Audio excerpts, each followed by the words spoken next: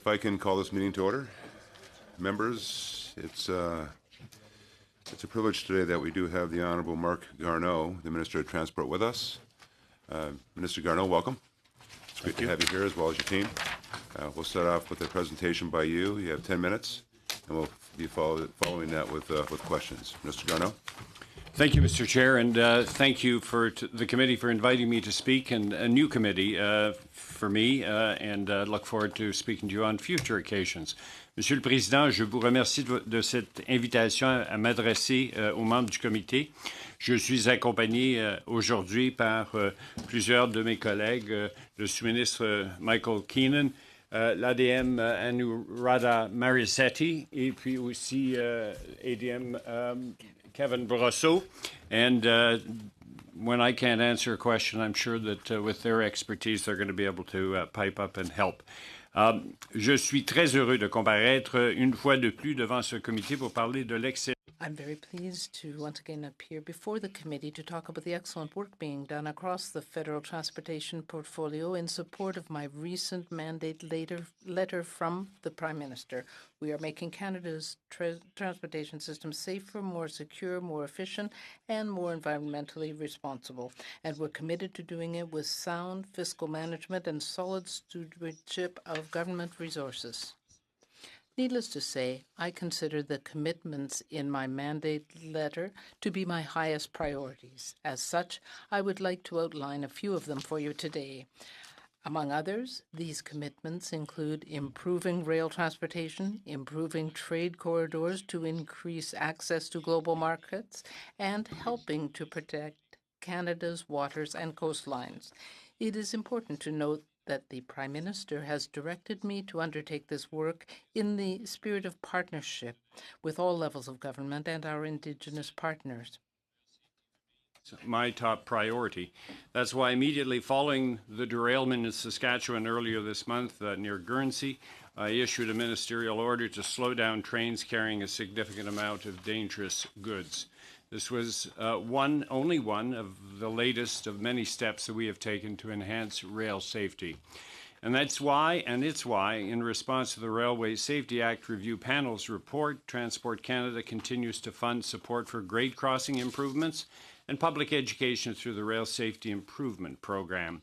We have also worked to increase transparency on Canada's grade crossings by publishing a risk-ranked grade crossings inventory on the Government of Canada's open data portal.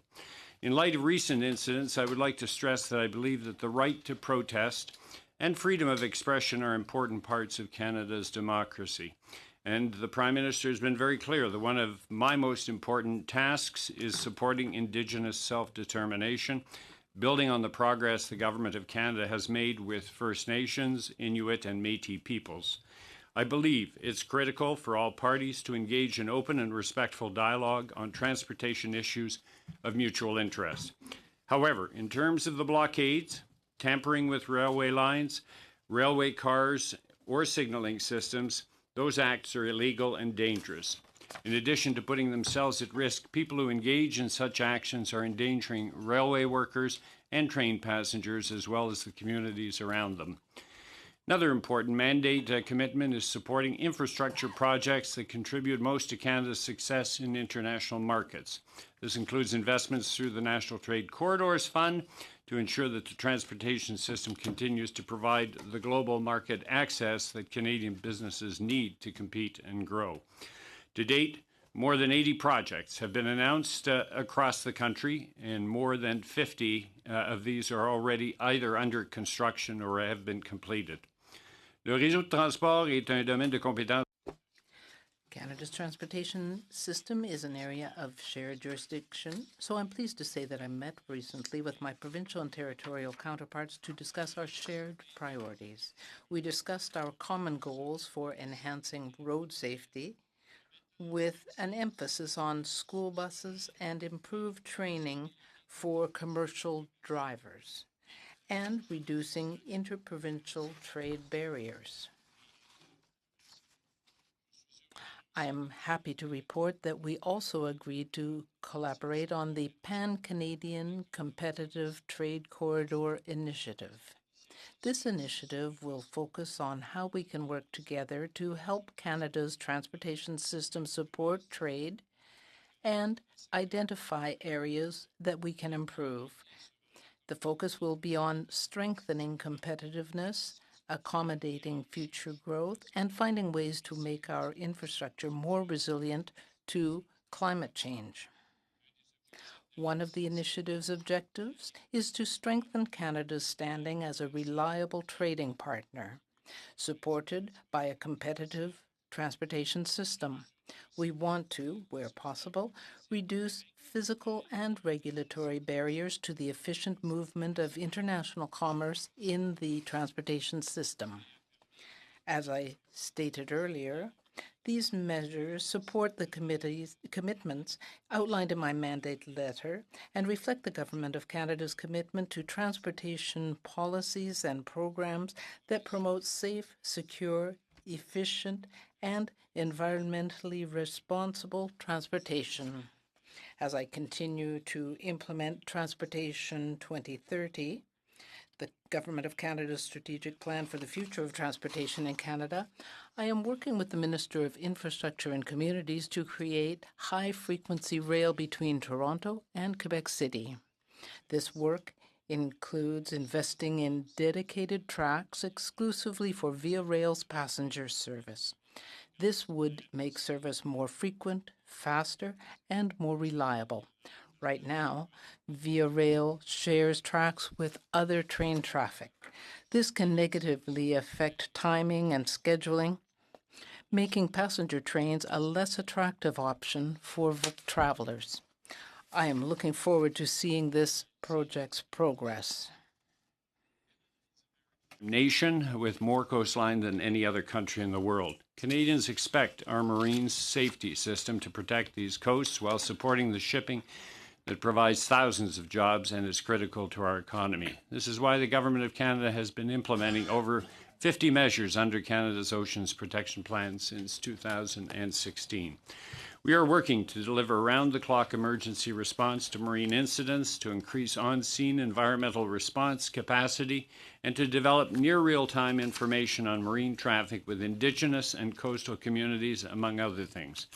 And I stand before you today confident in saying that thanks to the Oceans Protection Plan, our marine safety system is stronger today and our coastal ecosystems better protected than ever before.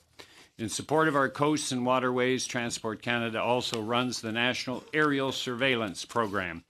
The program monitors shipping activities for pollution prevention and environmental protection, as well as ice reconnaissance and other conditions that could affect marine safety and security. Each National Aerial Surveillance Program aircraft is equipped with a specialized maritime surveillance system. Through the Whales Initiative, a Dash 8 aircraft is being added to the program's fleet. With this additional aircraft, the program can increase its ability to observe and protect Canadian waters, especially whales and other marine mammals in those waters. We're making progress, and Transport Canada officials are working to develop strategies for implementing the commitments I've mentioned here. I intend to begin publicly reporting on progress by mid-summer 2020, in line with the timeframes from the Privy Council office. With that, Mr. Chair, I conclude my opening remarks, and if the committee has any questions, I would be pleased to answer them. Thank you, Minister Garneau. Mr. Doherty. Thank you, Chair. Minister, we have just undertaken as a committee the study of the 737 MAX recertification process. Can we get your commitment today that you'll return to this committee for the purposes of answering questions on the 737 MAX? You have my commitment that I will return, and I'm going to return specifically because I welcome the opportunity to clarify a number of things that are not well understood by a lot of people. And so, Minister, I'm going to cut you off. Name the date, and I'll be there. That's perfect, Minister. I'm going to be very short with and cut you off. It's my time. I've got a short period of time, so not out of lack of respect, but I need to get as many questions as I can in.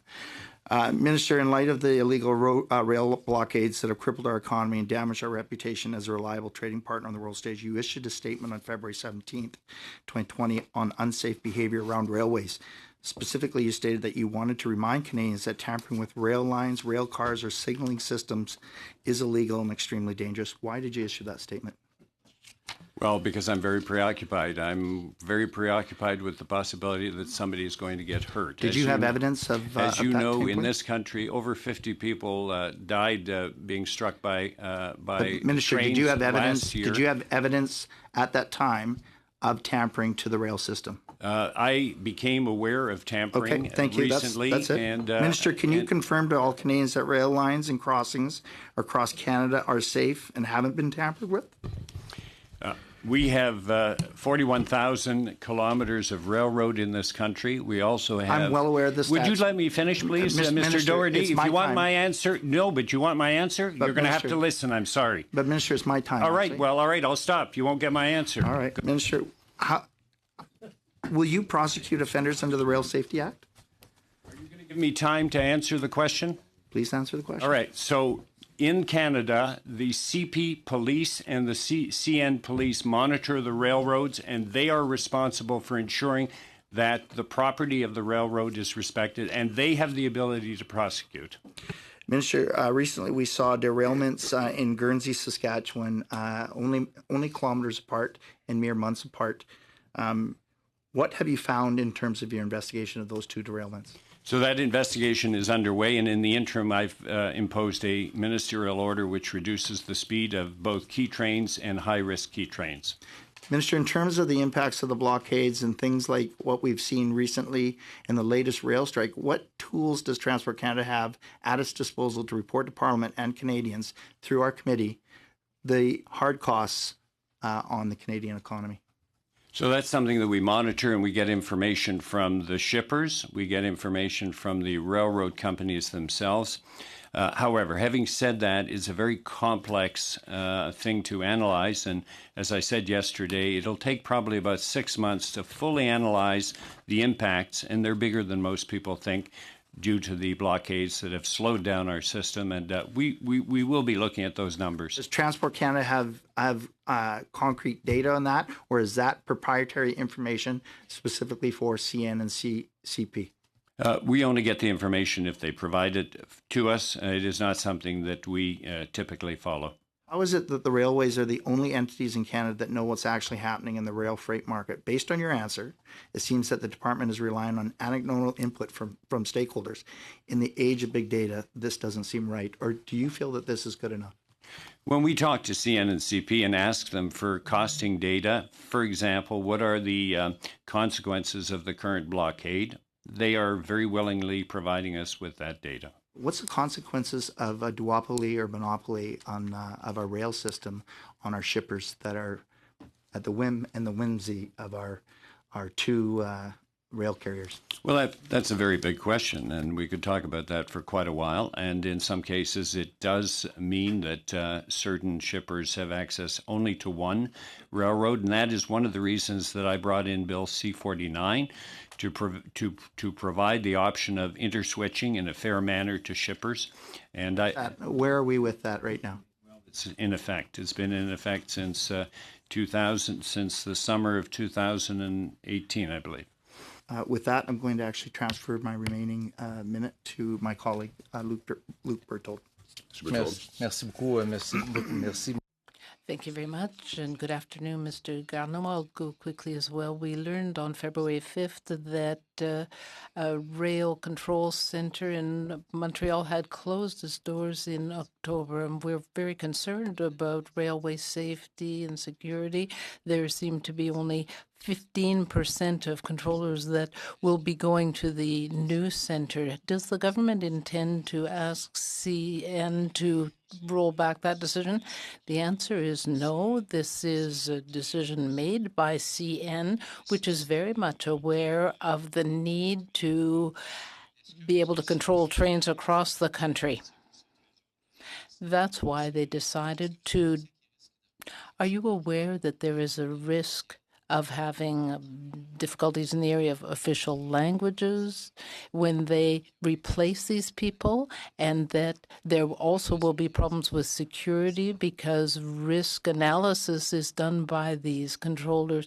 Can you make sure that all of the security measures are taken and make sure that this is done, because unfortunately our constituents' letters are not being answered. This is a question that we have raised because safety and security are very important. With respect to official languages, CN has assured us that the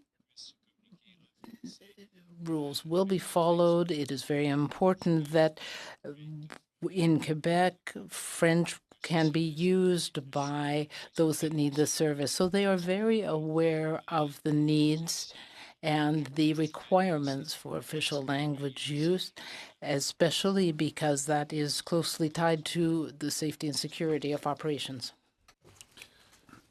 Welcome, Minister, and welcome to your members of your staff as well. It's good to see you here today, answering questions for the committee. First question I have, Minister, is regards to supplementary estimates B. Can you elaborate on the $7.1 million in additional funding that's going towards protection of the North Atlantic right whales? And I understand that the money is being used in part to acquire another Dash 8 airplane for surveillance. So why do we need this additional capacity? What type of work will it be doing, and how does it serve to protect or help protect the whales? Well, thank you for the question. In fact, earlier today, Minister Jordan and myself announced this year's measures with respect to the protection of North Atlantic right whales. And a very important part of that is for us to be able to do surveillance over the area in question, in this case, the Gulf of St. Lawrence, and particularly the lanes where we allow ships to go faster, conditionally on not having any North Atlantic right whales in those lanes. Because if we spot one, then we impose a speed restriction limit of 10 knots for 15 days after that, because our interest, of course, is to protect North Atlantic right whales from collisions with ships. And therefore, we needed this additional aircraft to be able to do literally hundreds of hours of surveillance over the Gulf during the summer period. So what would be the frequency of the surveillance? Is that something that's going to be ongoing? It is something that is ongoing. Last year, we really became aware of the fact that we were short an asset because we really had to fly out sometimes twice a day, if I'm not mistaken, over the Gulf. The only times where we restricted ourselves when certain weather conditions would not permit us to do that. But we take the job very seriously, and it's important for us to provide information so that everyone who's out there in the Gulf, I'm talking about shipping, maritime shipping, ferries, cruise lines, and fishermen, are aware of where the North Atlantic right whales are located so that they can take that into consideration as they go about their operations or they're transiting the area. Thank you for that, and I agree. I think that's crucially important to protect the whales, this kind of service. In your speech, you also mentioned that you want to reduce physical and regulatory barriers to the efficient movement of international commerce in the transportation system. Can you elaborate on these type of barriers that you're talking about, and what could be done to reduce some of those? Well, simply put, Canada is a trading nation. We trade with the rest of the world, and it doesn't matter if we have great products and great trade treaties with other countries. If we cannot get our goods to them in a reliable and efficient manner, and we're experiencing a challenge right now, then they're going to look elsewhere to get their products. It's a world where other options are available to them. So through the National Trade Corridors Fund program, which is a $2 billion program that was put in place 2 years ago, we've already approved 80 projects, and these are focused on removing physical barriers so that the flow of trade across the country, primarily trains going to our ports and then on to foreign destinations, but also trucking as well, so that we can get rid of bottlenecks where they do exist in the country And there are a lot of bottlenecks. We're the second largest country on earth. It also includes things like the St. Lawrence Seaway, which is an important trade corridor. So that program is focused on trying to remove physical barriers to the efficient movement of goods. Now, you mentioned the regulatory side. And the regulatory side is another impediment that exists in this country, and both the Conservatives and the Liberals have recognized this, and we want to remove some of those barriers between provinces, because it's not a straightforward thing, for example, for a truck leaving Halifax to be able to respect all of the regulations in each of the provinces if it's on its way to the other end of the country, because there are different provincial regulations. So wherever we can harmonize regulations interprovincially in order to move goods more efficiently, that also helps with the reliability of our trade.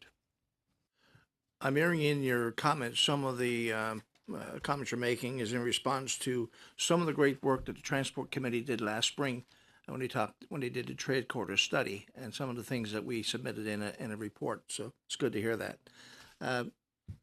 We also did last spring a study on bus safety, and you mentioned in your speech that common goals for enhancing road safety with an emphasis on school buses and improved training. I'm particularly interested in school buses.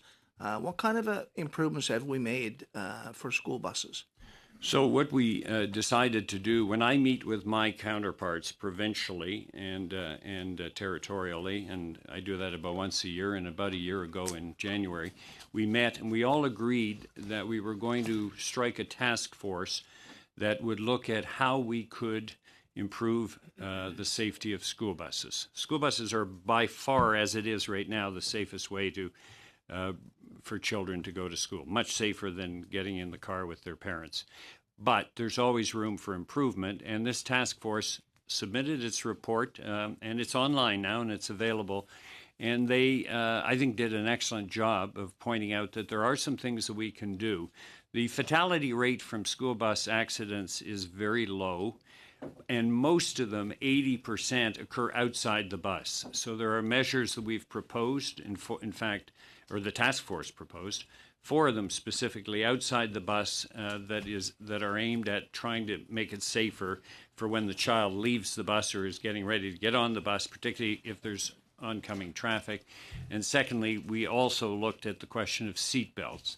Seat belts are a complicated issue because it sounds like a no-brainer to put a seat belt in a bus, but it's more complicated than that. And as a result of that, we agreed with the provinces and territories that we're going to do 2 pilot projects this coming year to look at it in all of its dimensions. Thank you, Minister. Thank you, Mr. Rogers. Mr. Barcelou-Duval. Mr. Barcelou. Thank you, Mr. Chairman. I want to come back to the move of the CN controllers. My colleague asked an interesting question about it. You said that the decision to move the CN controllers to Alberta was a decision for CN to make, as if you're not very concerned about the decision. We have talked about the blockades and so on in the railways, and you don't seem to be very active on that file as well. Are you interested in that issue of moving the controllers to Alberta? What I said was that it was a decision made by CN Rail. I did not say it was not of concern to me. We are quite aware that it is important to ensure that there is no risk to safety and security on our rail lines because of it, because, as I have said, that is my first priority. We have had a dialogue with CN. CN has a right to make this kind of decision. It's a private company. But we have to make sure that there is no impact on the control. We're in the 21st century, and so things can be done from different places, but we have to make sure that official languages requirements are met. What we are hearing from the controllers is that CN made this decision, but before it had finished its analysis, did you do an independent risk assessment? We have spoken with CN, and we are satisfied that safety and security will not be impacted. But do you intend to do your own risk analysis? No? Thank you. I had a question as well about another matter. That is, you talked a lot about trade corridors, and this is something that is a high priority to me because in Montreal this is important, and we have been waiting for a long time for investments. We have received only about 10% of the funding to date. So I am wondering why the funding hasn't yet been announced and why this has taken so long. As I mentioned, we have set up a fund of $2 billion, and we have already announced over 400 projects at a value of $1.7 billion. We want to make our trade corridors as effective and efficient as possible. The selection is based on merit. It's not by province. So did you find that the some of the projects were not worthy? Well, you were there when we set up the investment bank, and we've already given out $1.7 billion. It's all very well for the bank to invest, but in fact, we've invested in the port of Sept-Îles, in Montreal's port, in Trois-Rivières port. So yes, we are supporting the port. In fact, 2 investments in the port at Sept-Îles, and they've reached a record amount of shipping there. I understand that there has been investment in Quebec, but it seems to me quite inadequate. I would have expected that you would agree that Quebec deserved a substantial part of the funding. We are open to looking at any good submissions. We are quite prepared to go ahead with good projects.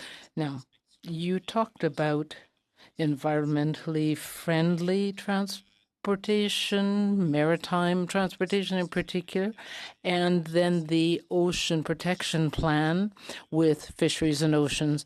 I'm concerned that Canada says that it wants to protect the oceans, but we allow for development in protected areas. Does this seem reasonable to you? In the first case, I can give you a recent example. Canada has supported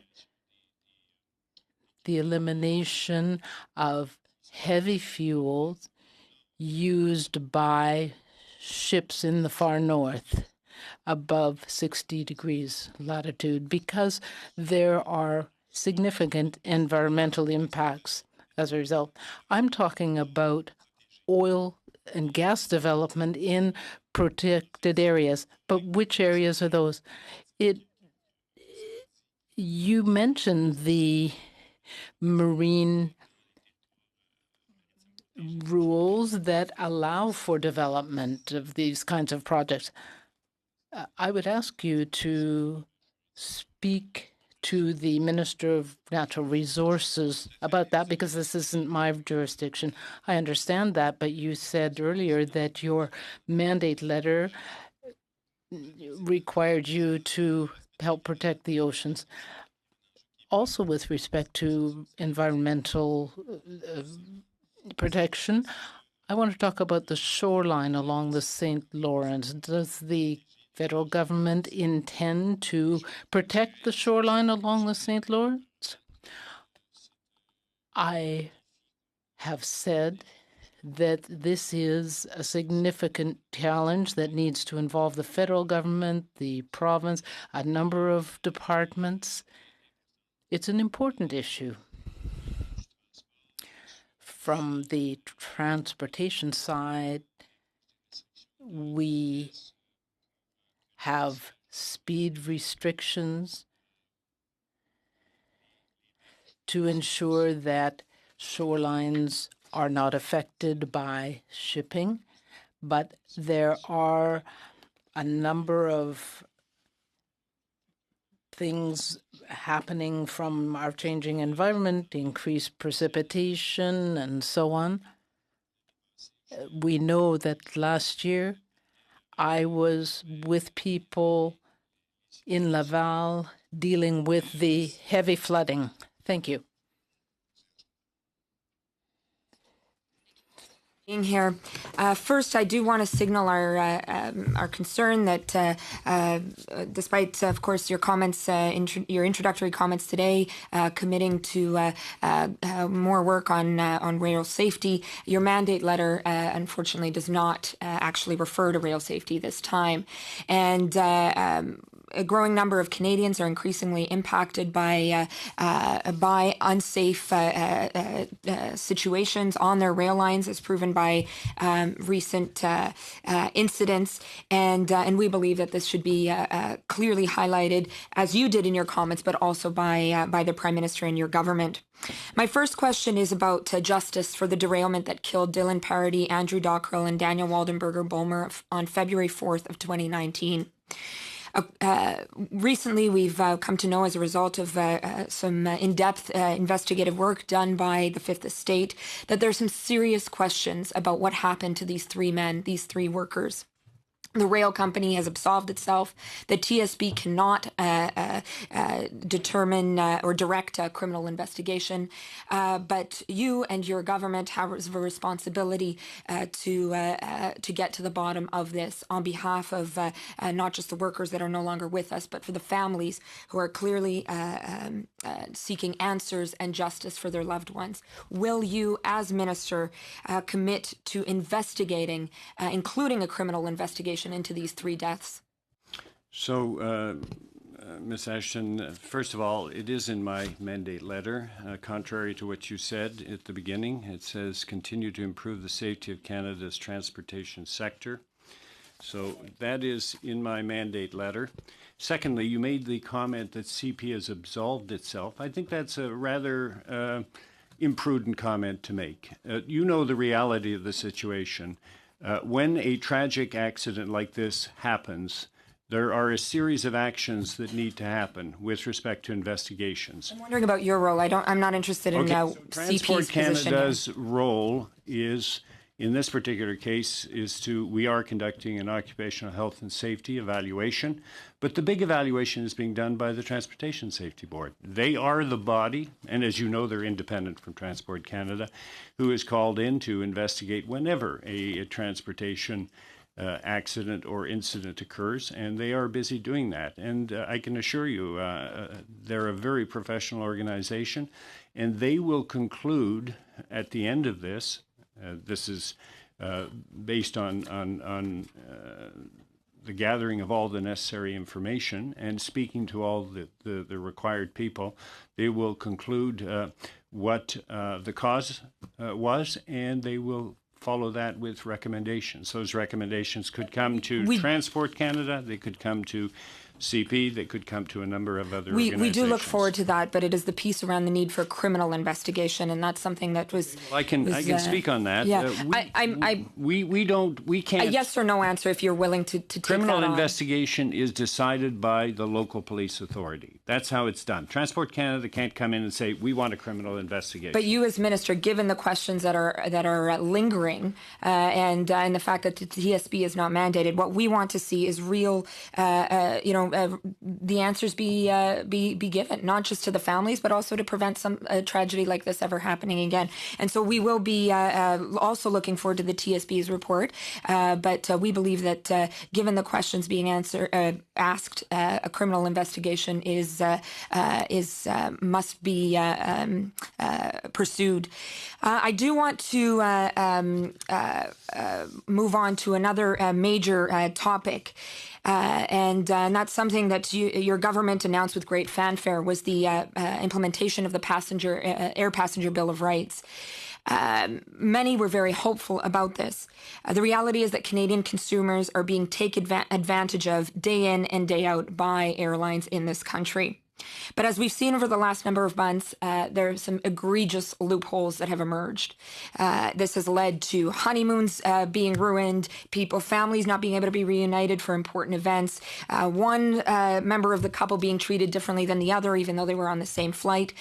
Truly some bizarre but very problematic scenarios that shouldn't be happening with an air passenger bill of rights. This stands in stark contrast with Europe, where its passenger bill of rights allows for advocates, allows for rewards in cases of delays due to weather and maintenance, and is far stronger when it comes to accountability. I'm wondering, do you feel that the air passenger bill of rights goes far enough, or does your government need to move forward in response to these gaps that these emerge and the loopholes that the airlines are finding? 40 seconds, Minister. So I'll answer that. First of all, I mentioned that Transport Canada is doing an occupational health and safety investigation. That's under the Labour Code, and my deputy minister told me that could result in charges in the case of the Field BC tragic accident. I'm very happy that we came forward because people have been asking for 10 years, as long as I've been a politician, for us to have passenger protection. There's a period when people begin to say, well, look, I wasn't treated properly. According to my interpretation of the rules, I should have been compensated. And the airlines say, no, that's not what we think. And in that case, and as you know, many are going to the CTA, the Canadian Transportation Agency, which will arbitrate. I would call this the kind of shakedown that needs to happen when the airlines and the passengers have different interpretation.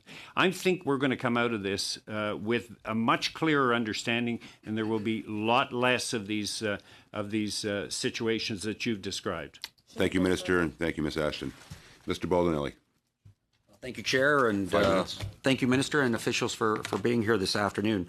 Minister, within your mandate letter, it indicates that Canadians require a transportation system that is safe and reliable, that facilitates trade and the movement of people and goods. Yesterday, you were quoted in the National Post in the article, and I quote, "Even if all the barricades came down tomorrow and the trains worked very hard to get back up to speed, some of these effects are going to be felt for weeks and months to come," end quote. These rail blockades have cost the Canadian economy, and I think you would agree, billions of dollars over the 3-week period. It has caused thousands of layoffs and has risked supply shortages of critical goods in certain regions of the country. Do you agree these protest blockages are and have damaged the Canadian economy? Yes or no? Yes, I do, and I said so yesterday, and I'm not prepared to say billions because I don't have the expertise yet to do it, but there's certainly very, very serious impacts. No question about it, because not only do we hear about layoffs, not only do we hear about products that can't be put on the trains to be brought to the ports, not only do we hear about the ports that can't load them on the ships and large numbers of ships at anchorage. It doesn't take much to realize that this has a very important impact on a country which is a trading nation and which really moves a lot of goods continuously. Over $300 billion moves by train per year in this country. So it is having an effect. And what's important here to realize is even if we start tomorrow and we had all the trains, all the barricades down, it takes weeks, perhaps months to get back up to speed. Thank you, Minister. I'd like to go on to trade corridors, and thank you for including some of the statistics within your remarks about the over the 80 projects and 50 funding so far. My honourable colleague mentioned the report from last year. I believe it's 1 year ago this month that it was tabled, and it talked about a mid-peninsula corridor. There was a case example and a case study review that included the Niagara region, and it talked about not only a mid-peninsula corridor, but the greater use of marine transport and the use of expansion of industrial lands for economic growth, primarily located in South Niagara. So, Minister, are you and your colleagues committed to reviewing and advancing that idea? So we have received an enormous number of projects under the National Trade Corridors Fund. It's extremely popular, if I can put it that way, and we have to make difficult decisions. There are a lot of very meritorious projects, but we have to look at it from the point of view of which ones are the most urgent at the moment and the ones that we feel will have the greatest effect. That is not to take away from any other projects, but we have not got an unlimited amount of money. I'd like to do all sorts of projects to make things moving more smoothly. And there have been projects that in the first submission did not get picked up, but got picked up in the second submission. So it doesn't mean that if a project doesn't get it when they want it, that they're not going to get it. Thank you, Minister. Something that hasn't been touched upon yet, and it talks about the Airport Authority. And one of your priorities within the mandate letter was the transfer of the Canadian Air Transport Security Authority to a nonprofit entity. I believe that transfer, when originally announced, was to happen and occur by April 1st of this year. Is that still the deadline? We need to give it more time because it's taking a little bit longer. In the meantime, CATSA will continue to operate as is, but that's definitely going to be happening. It's underway at the moment.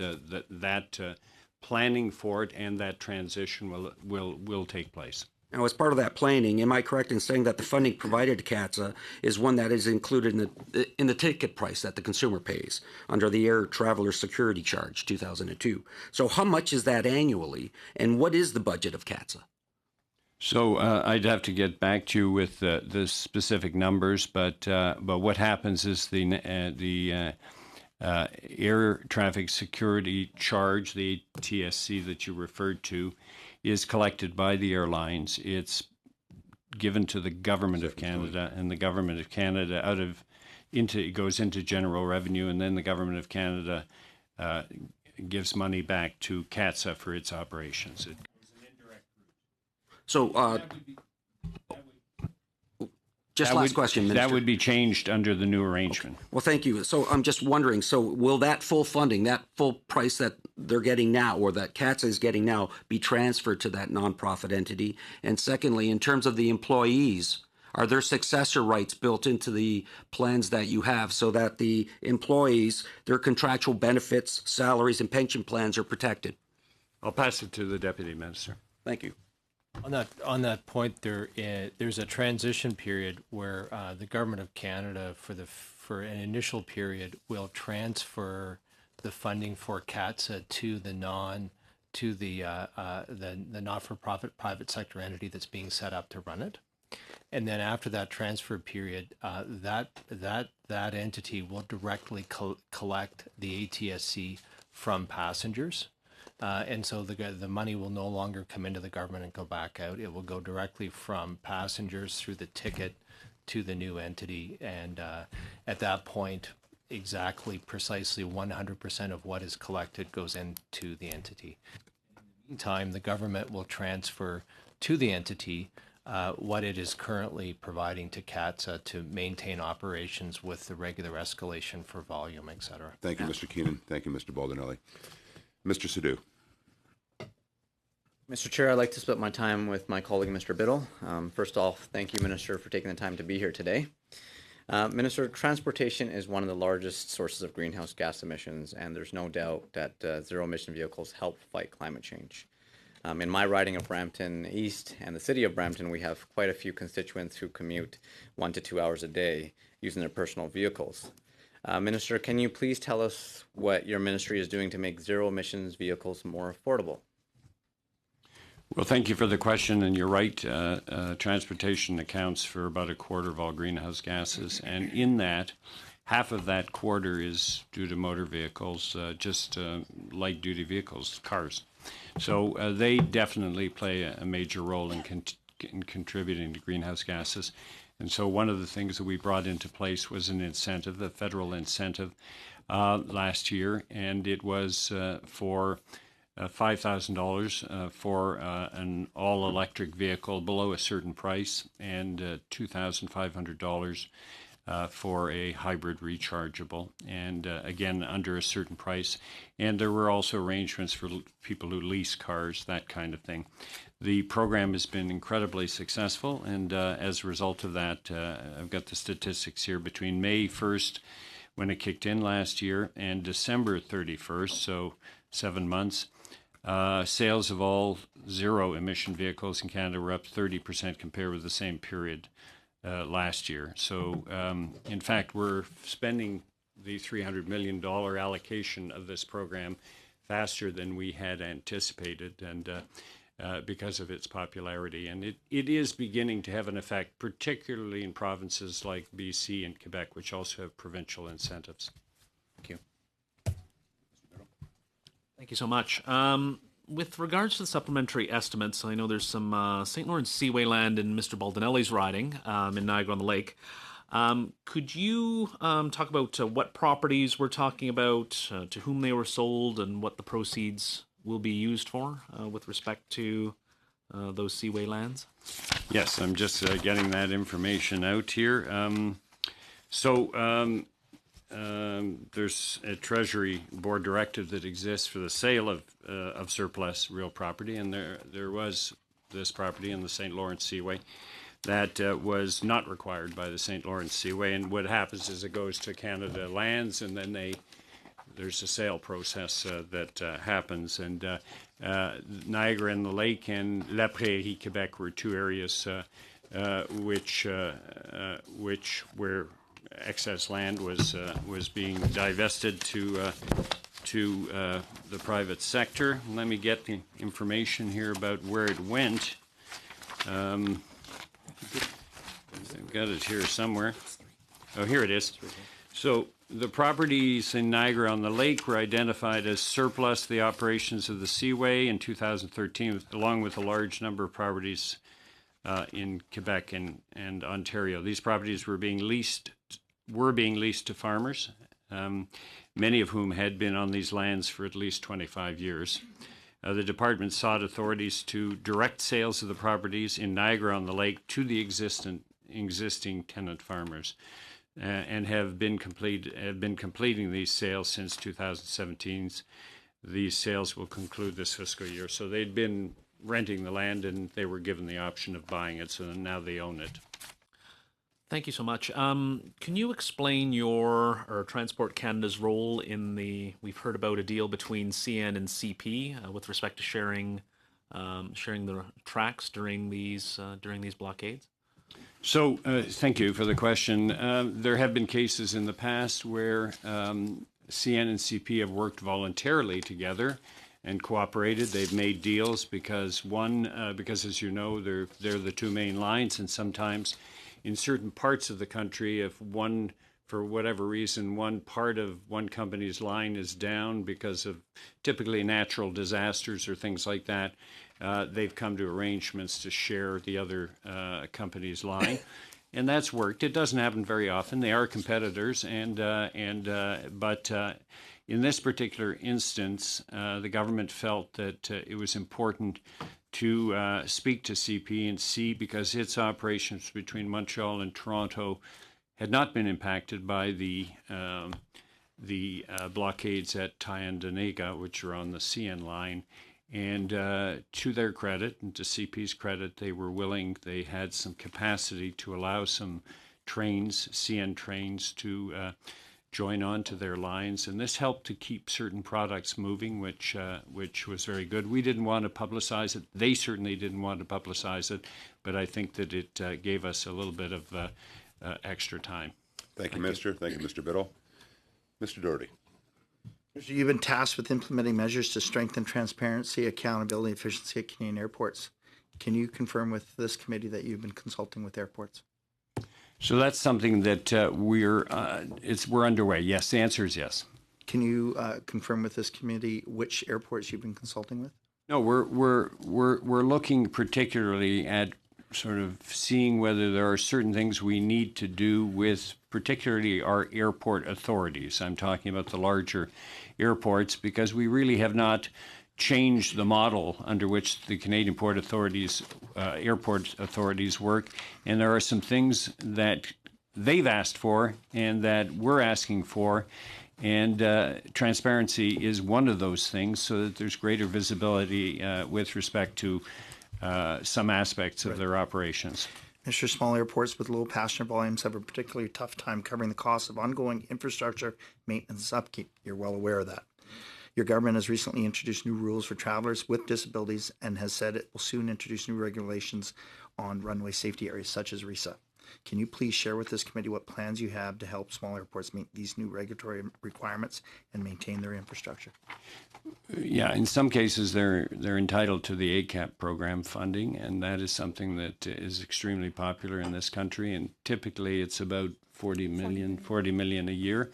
You and I both know that there are airports that fall outside Yes. of that ACAP funding, and airports repeatedly have come to your ministry to ask for further funding. Yes, including Prince George, and Right. we found a way to fund them, and others like Charlottetown and others who fall between the cracks. That's right. And we found, I would say, a good way to do this through the National Trade Corridors Fund. Minister, Taiwan is an important transportation hub in Asia and should be included in the WHO and ICAO to fight against coronavirus. Recently, the ICAO has yet to include Taiwan in its apparatus. This is unacceptable, detrimental to the global effort to contain the ongoing novel coronavirus outbreak. Will you support Taiwan's meaningful participation in ICAO?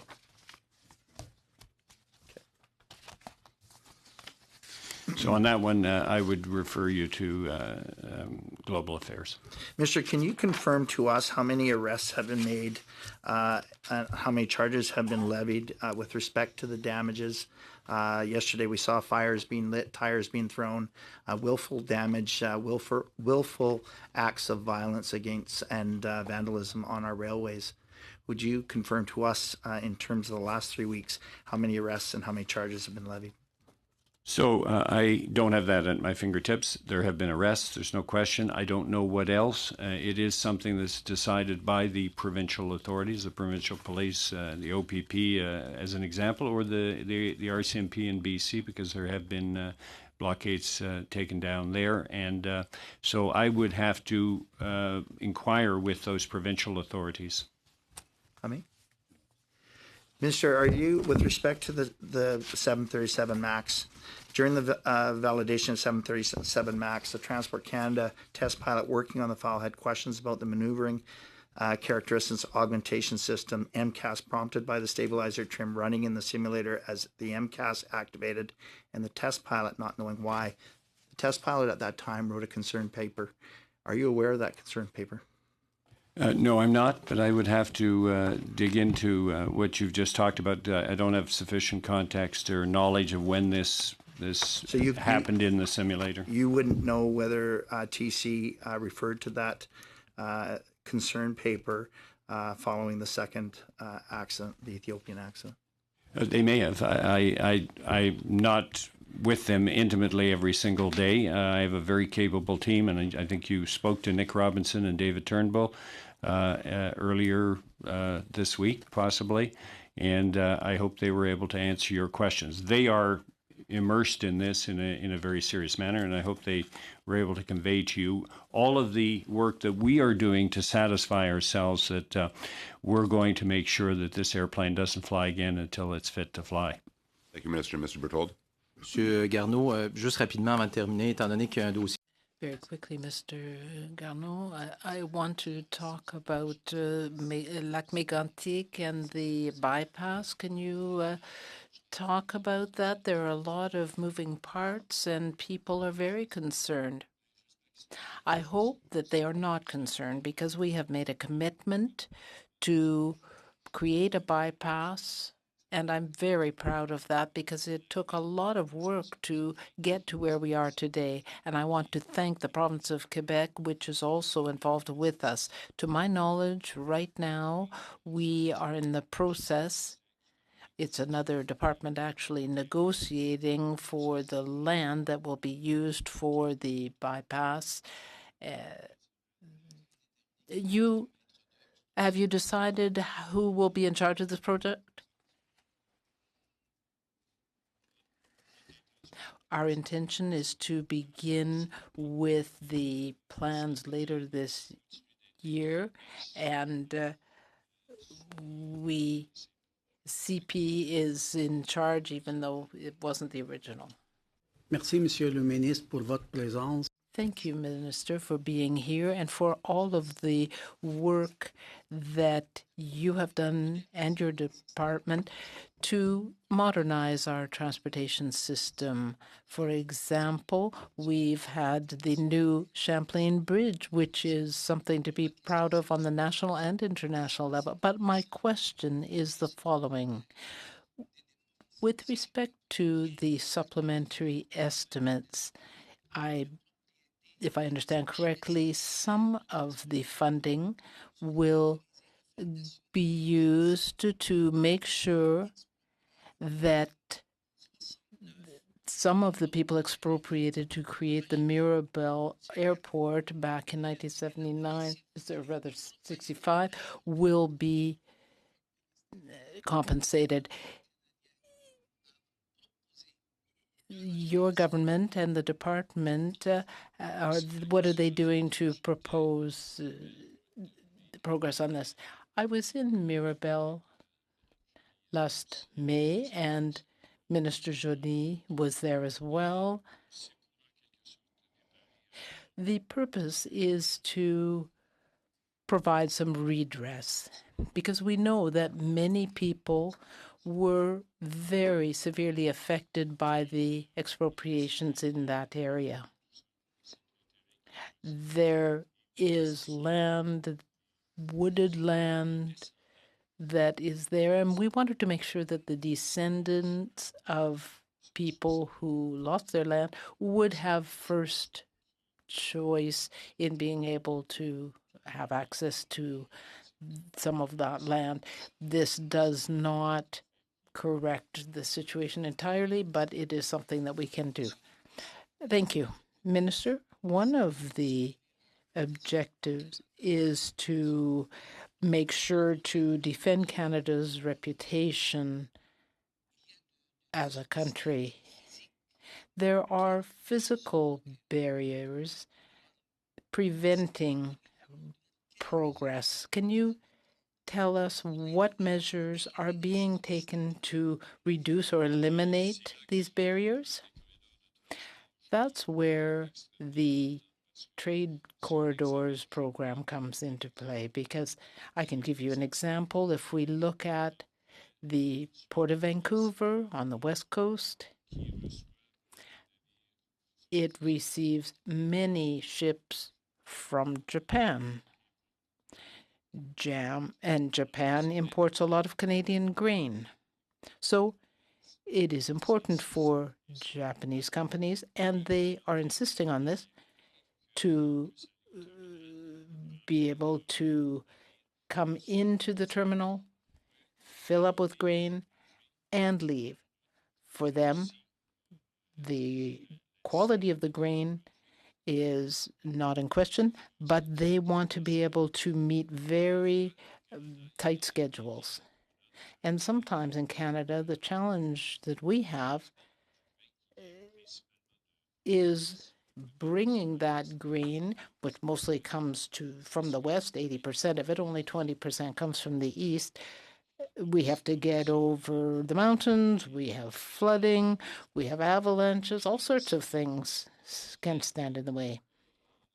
There is also the fact that trains are slowed down by highway traffic. 50 or 100 years ago, the trains took precedence, but now there are major cities, and when the trains get near Vancouver into the lower mainland, they are slowed down. So we are trying to remove the barriers so that they can get to the port more quickly and be more efficient. Thank you, Minister. Minister, you said that you are working to improve rail systems and the trade corridors. Last week, I received representatives from the Port of Quebec, and I would like to know whether this is part of the trade corridor program, whether something could be done to stimulate economic development this way. That may be possible. We would have to look at what is involved in that project. But if it resulted in more goods being shipped more quickly, then that is something we should look seriously at. A good part of the funding that is allocated is earmarked for intermodality. That is, when a train comes, the containers may go onto a ship. When a ship comes in, the containers need to quickly move out, either by truck or by rail. For example, at the Port of Montreal, there are many trucks that take those containers away. And the system has to be efficient because the trucks have to arrive quickly and put their containers on the ship so the ship can get away quickly. But sometimes there is congestion, there's traffic that slows down the trucks, and then that's a problem because time is money, as we say. So that's something we're looking at with the projects that we approve. Mr. Barcelou-Deville. Merci, Monsieur le Président. Je voudrais revenir. Mr.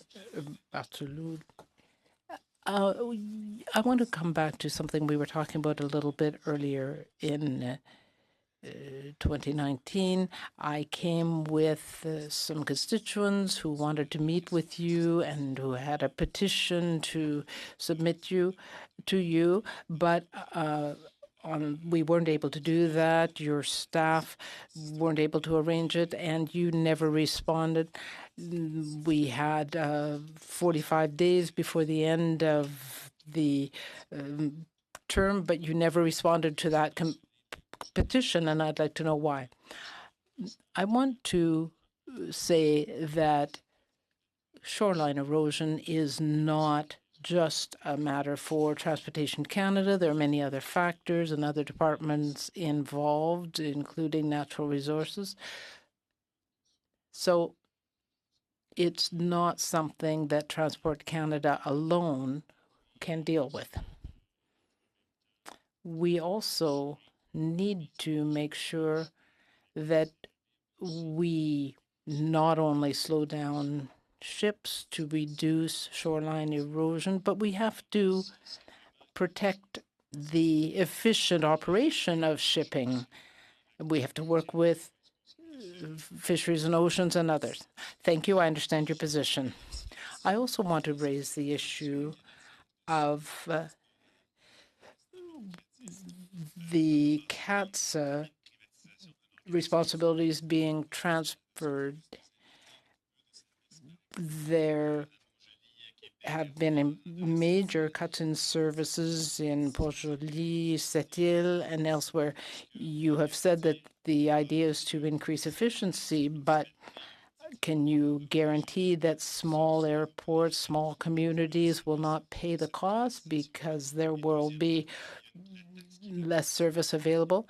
And then the tax on the tickets. Right now, when you come from anywhere in the world, there aren't international flights arriving in small communities. Can you reassure me that these small airports will not be penalized by this tax issue? Well, there are different rates for domestic flights as opposed to international flights. We can talk a little more about that. NAVCAN ensures the control of our airspace in Canada. That is the responsibility of NAV Canada, and Transport Canada has a responsibility for regulation, for regulating the organization. But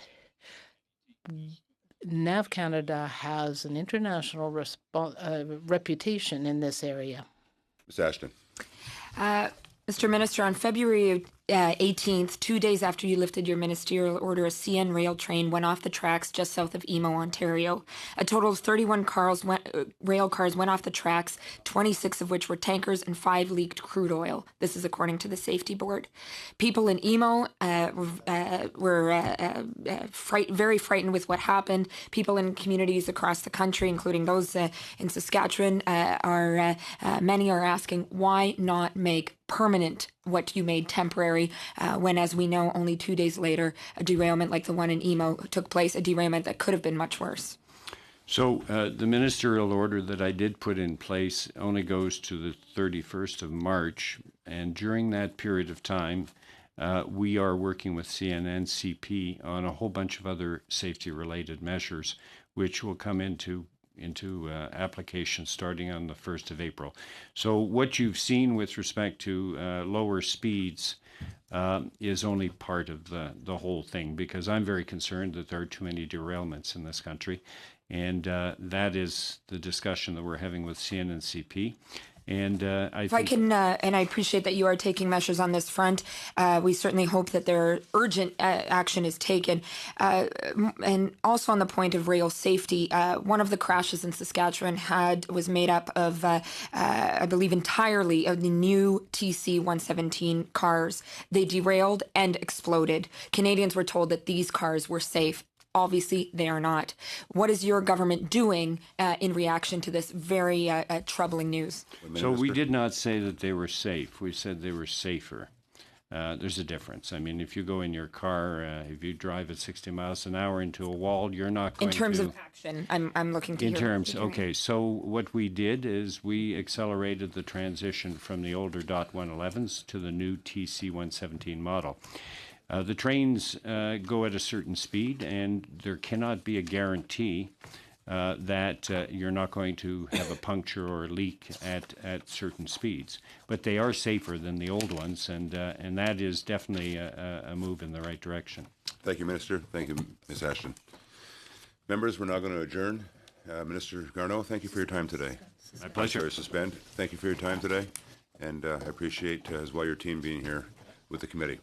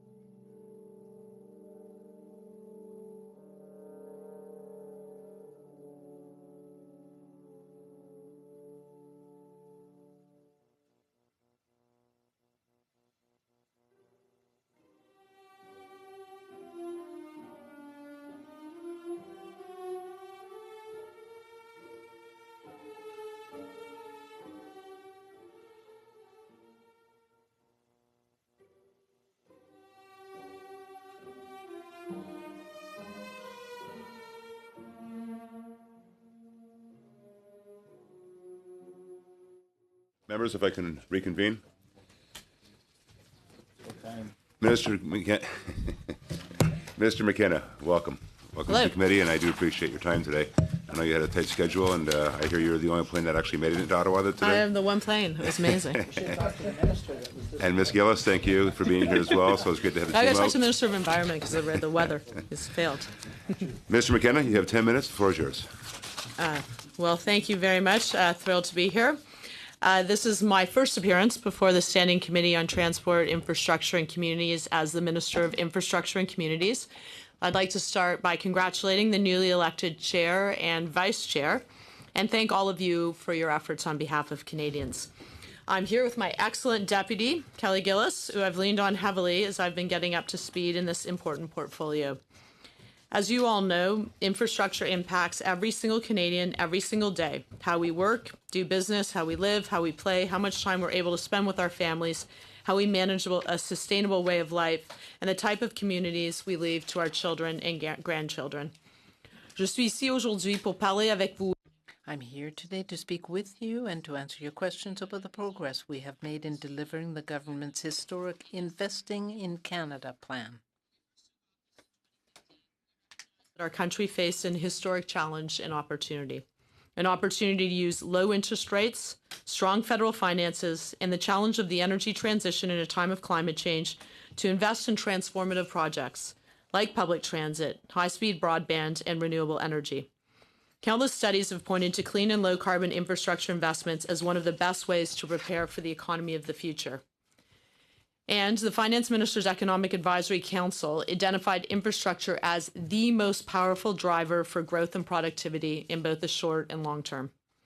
The flip side, presented by groups such as the Federation of Canadian Municipalities and the Insurance Bureau of Canada, is that significant investments in resilient infrastructure can save us billions of dollars.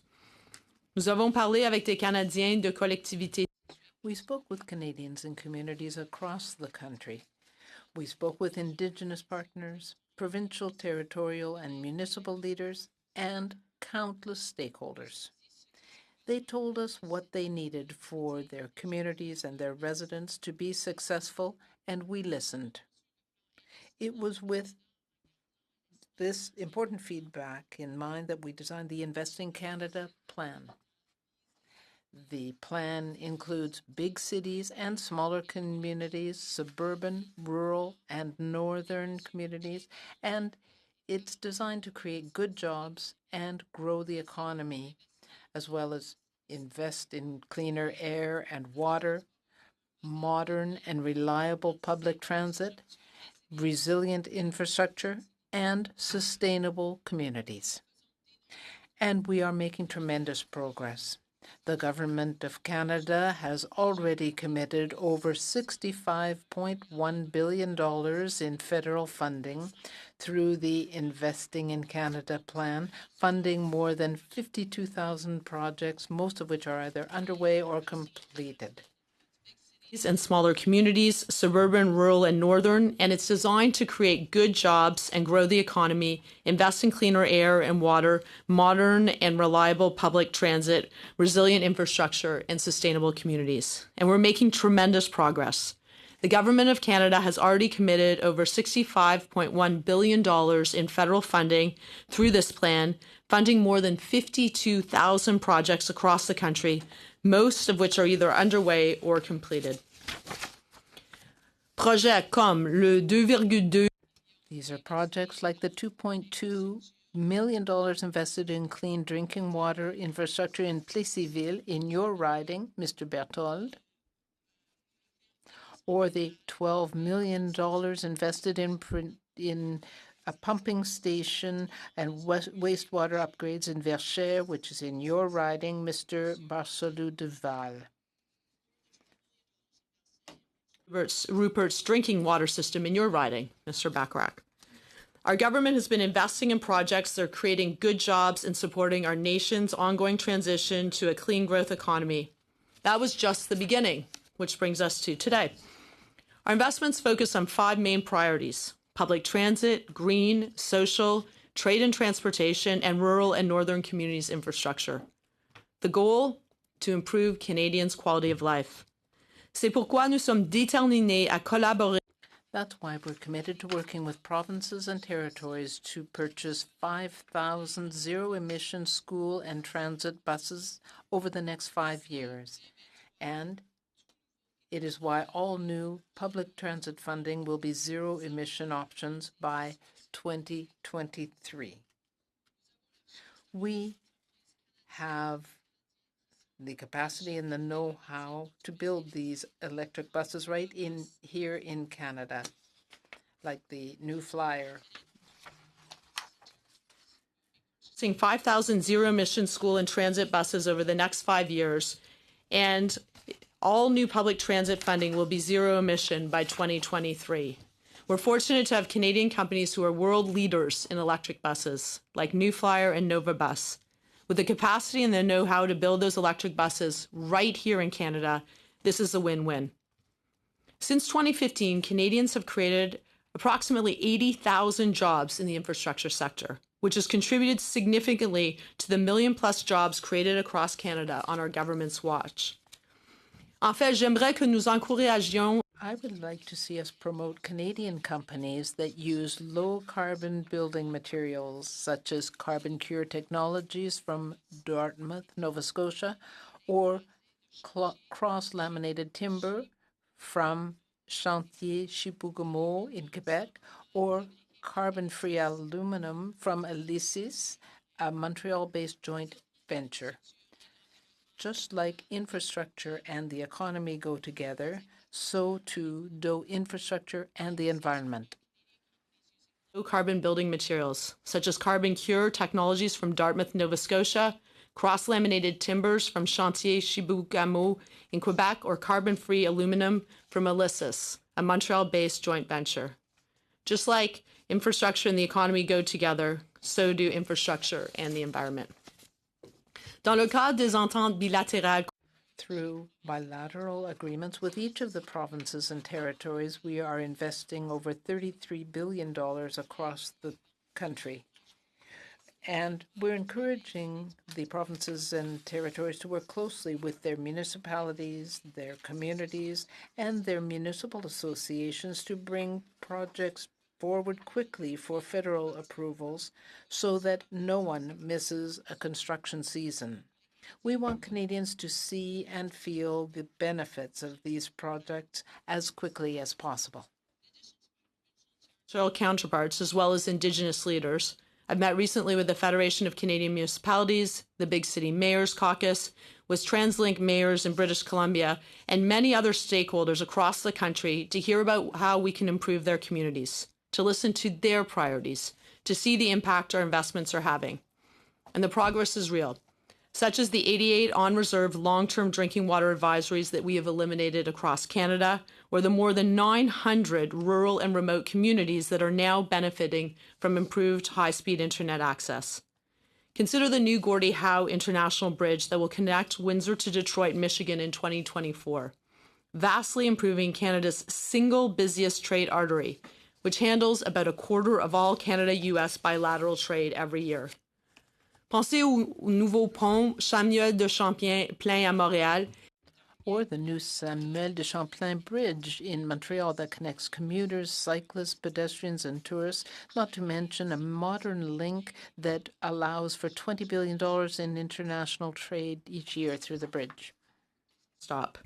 For example, we're committed to moving forward on clean power to help support rural and remote communities transition from diesel power to clean, renewable, and reliable energy.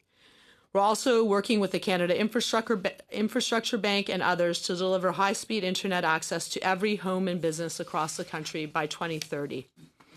And we will support major nation-building projects through national infrastructure funds, projects that connect people and businesses and help raise the standard of living for Canadians in significant and long-lasting ways. Thinking long-term, we recognize it's much cheaper to build now for a changing climate than to deal with the impacts later. That's the goal of our Disaster Mitigation and Adaptation Fund. When natural disasters strike, sending out our military to sandbag after flooding or putting out fires are far less effective than investing to mitigate the effects of disaster before they even happen. The return on investment from disaster mitigation has been estimated to range anywhere from $6 of savings from every dollar invested to as much as $14. I have three key priorities: to work with partners to get projects built quickly, to leverage the power of infrastructure to grow our economy, create jobs, and boost productivity, and to ensure that our projects help build a more resilient, low-carbon future. The bottom line is that I see infrastructure not only as a fantastic nation-building exercise, but also as our chance to build the strong, prosperous Canada of tomorrow. When Canada builds, Canada grows. En somme, je vois les infrastructures non seulement comme un formidable I see infrastructure not only as a fantastic nation-building exercise, but also as our chance to build the strong, prosperous Canada of tomorrow. When Canada builds, Canada grows. The opportunity to update you on the important work we are doing to benefit Canadians. I'm pleased to answer any questions you might have. Merci. Thank you, Minister. Mr. Berthold. Merci beaucoup, Monsieur le Président. Bonjour. Thank you very much, Mr. Chairman. I would like to thank the minister and congratulate her on her improved French, and it's great when we can get answers in French. The mandate letter that you have been issued with is very detailed and very comprehensive.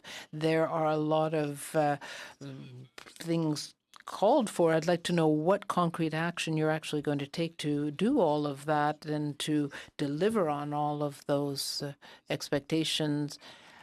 And this was a problem in the last mandate after the 2015 election campaign. Something is of particular interest to me, and that is that by the end of 21, there will be direct reinvestments in communities. Does that not indicated that your government has has failed in this? It can't work with the provinces on it?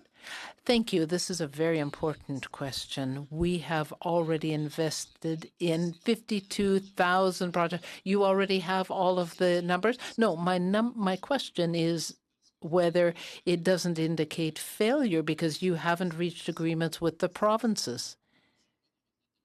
You have had to have this put into your mandate letter as an intent.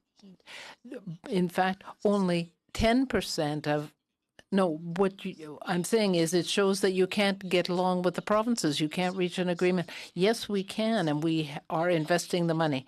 I think what should be of concern to Canadians is that infrastructure investments are important. It creates good jobs and so on. But if we don't work with the provinces, we can't do anything. So it's the fault of the provinces if we're not getting this done properly. I want to ask you a question about this, Ms. McKenna.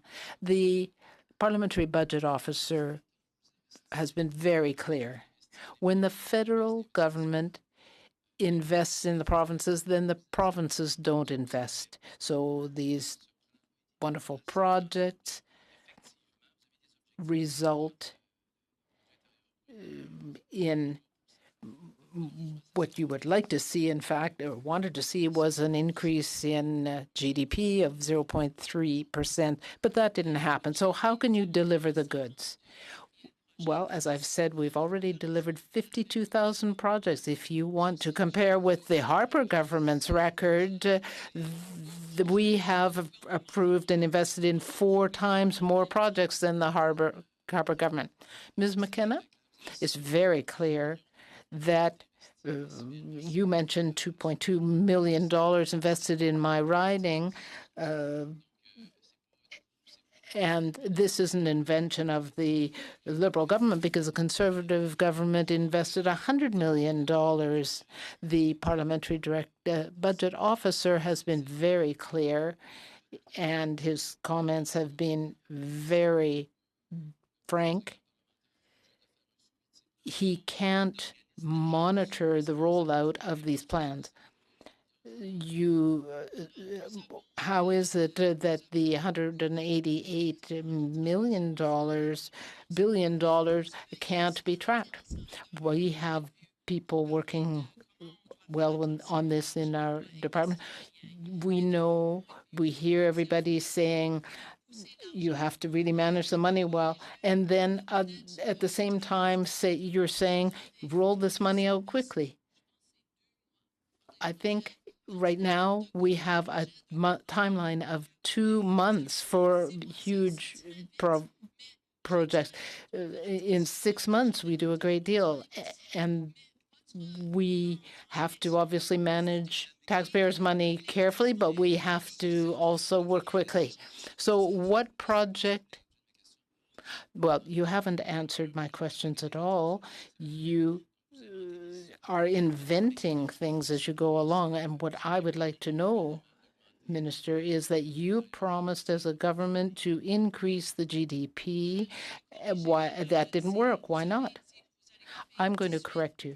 You said that you were going to cut $18 billion in infrastructure funding. I don't know which projects you were going to cut. We said in our platform, no, what we said was that we were going to postpone the investments.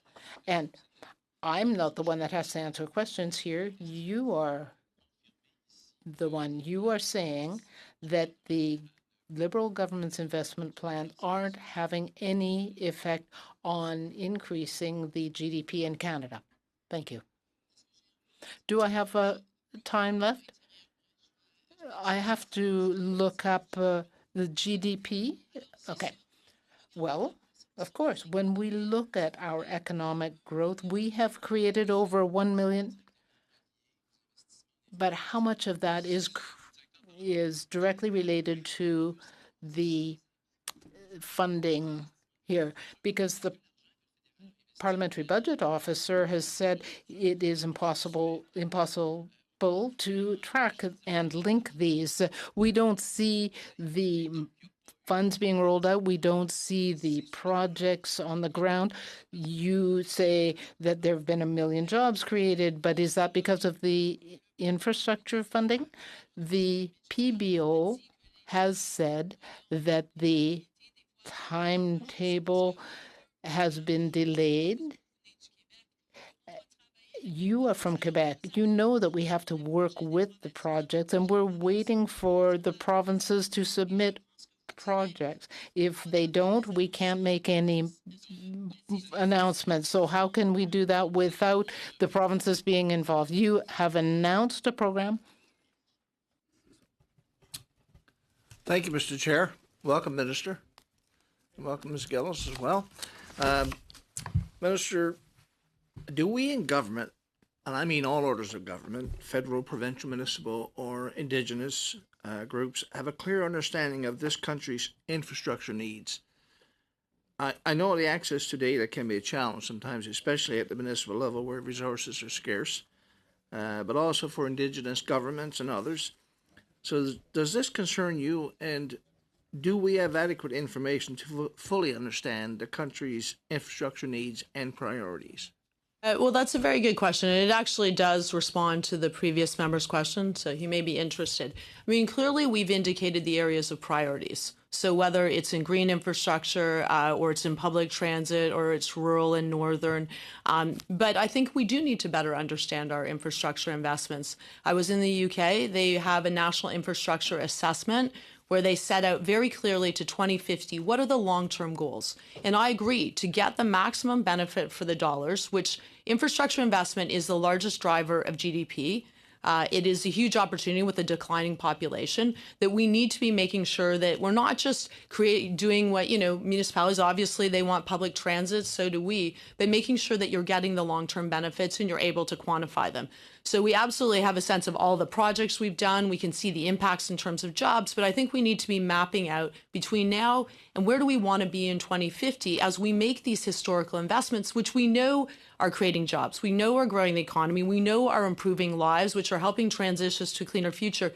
But I think that we can do a better job of mapping it out by learning best practices from other countries. The UK has done this, Australia has done this, New Zealand has done this. And I think we have some roadmaps already. We have the Economic Advisors Report to the Finance Minister. We have the Pan-Canadian Framework on Climate Change. We have the National Housing Strategy. But I think we have to be very focused on outcomes. Thank you, Minister. Next question I have is, you mentioned the Disaster Mitigation and Adaptation Fund, which I understand was immensely popular and, in fact, oversubscribed to when it was rolled out in 2017. It's a 10-year program with $2 billion in funding, but it's already pretty much fully used up. Will there be another opportunity for communities to propose projects? And I've heard concerns from smaller communities, especially that the 20 million project threshold shut out a lot of excellent but low-cost projects. So can we expect to see this disaster mitigation and adaptation fund continue? And just to add to that, I know that in my riding, which is a very coastal riding, we've seen immense damages caused by this winter's storms to infrastructure. And, these communities are looking for help and looking to this kind of fund. Well, thank you very much. You're absolutely right. We're all seeing the impacts of climate change across the country, and it's having a huge cost. The costs have gone from $400 million to over $1 billion per year, insured costs. That's not costs that aren't insured, and we need to be taking action. The program has been hugely oversubscribed, so the good news is I have had a discussion with the finance minister, but I know the Federation of Canadian Municipalities has talked about how it is incredibly important. And to put it in dollar terms, every $1 invested in adaptation is worth $6 return that you're going to pay some way, and you better be, it's better to pay up front to build resilience.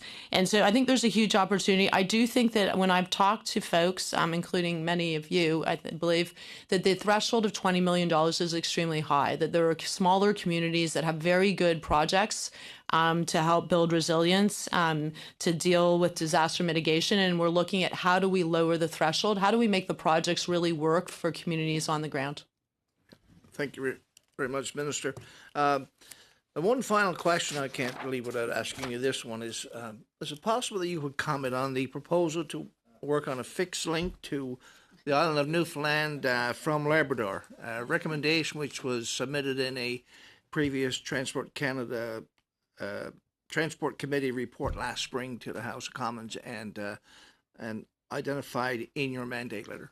Well, my mandate letter did include reference to a national infrastructure fund, which I think is incredibly important, and it included the fixed link. And so we will be having a look, doing a feasibility study to make sure it makes sense, makes economic sense, that it's going to have the return on the investment. But I know there is a lot of interest in that. And one final comment. Regards to municipalities, I know there have been bilateral agreements signed by provinces with the federal government on infrastructure programs and so on.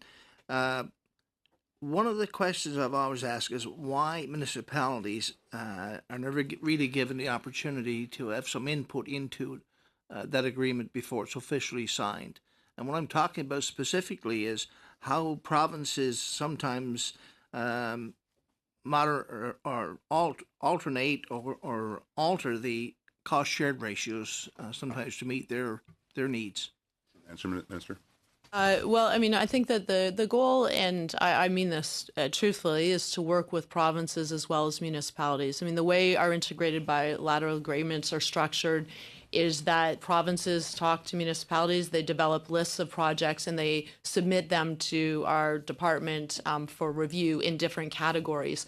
I think there has been some challenges that municipalities, and I've talked to the FCM, the Federation of Canadian Municipalities, has raised concerns that some of the projects are not making it on the project list, or provinces may not be taking advantage of the opportunity of the infrastructure investments that are there.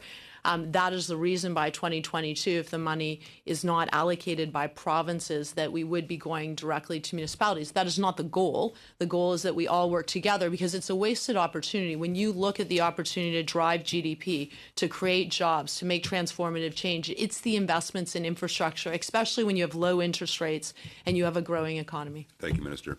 Mr. Braceau-Laval. Merci beaucoup. Thank you very much, Mr. Chairman.